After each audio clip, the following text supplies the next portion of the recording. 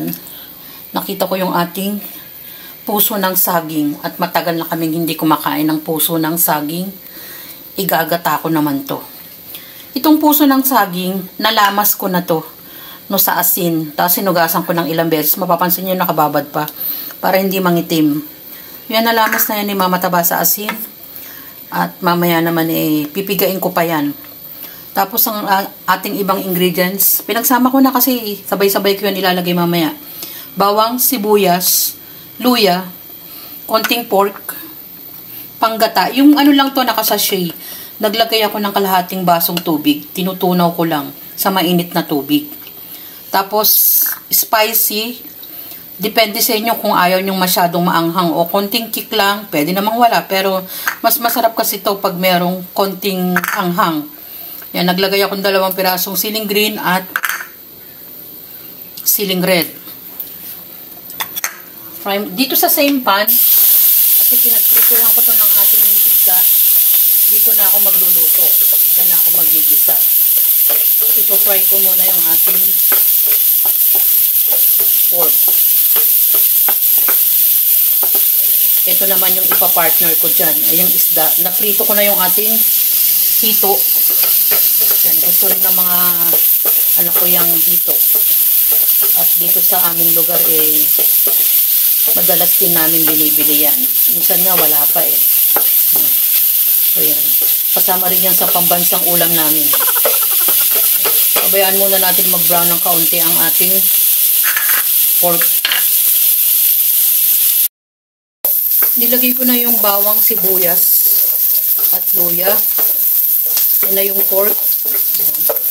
Habang namamahinga siya dyan. At ilalagay ko naman tong ating, hindi ko na mention, meron tayong alamang.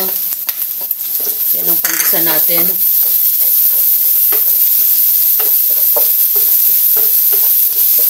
Tansyahin nyo na lang yung alamang. Gaano karami. Basta huwag maalat. Kasi baka, siyempre, alam nyo naman, maparami. Ilalagay ko na itong ating napiga ko na to. Ayan. Puso ng saging.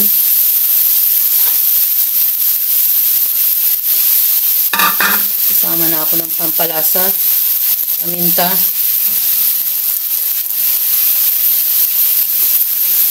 Ajinomoto.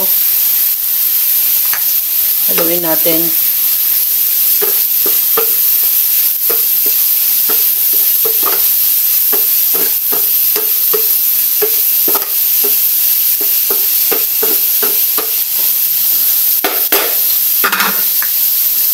Ang ating siling red, siling green. Pabayaan muna natin maluto ng konti, mamaya na yung gata. Nagigisa na natin yung ating mga ingredients at yung gulay. Naluluto naman na kahit na ilang minuto. Saka tayo maglalagay ng ating gata.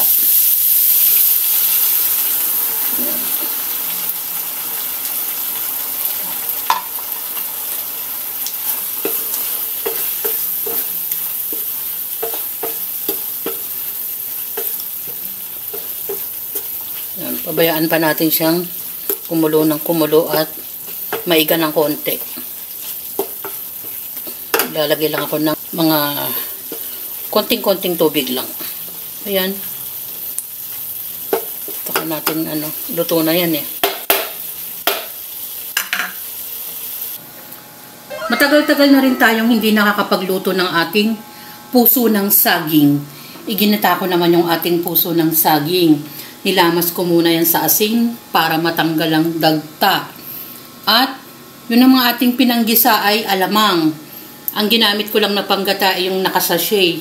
Konting sahog lang naman na pork, mga kataba. At masarap siya pag spicy. Yan. Hinahaluan din naman natin ng simpleng isda ang ating ginataan. hito naman, hindi ko na ipinapakita pag yung simpleng pagpa-fry lang mga kataba. Alam naman na natin yan. Ang importante, meron tayong konting isda. Ganyan yung ating ginagawa bilang nanay, ang pagbabudget ng pagkain. Yan ang simpleng magkapares na naman na ulam. Ginataang puso ng saging at ang ating fried na hito. Enjoy, kumain at maging masaya. Paiba-iba yung panahon, umulan na naman ng malakas mga kataba at mag-ingat. Salamat sa panonood at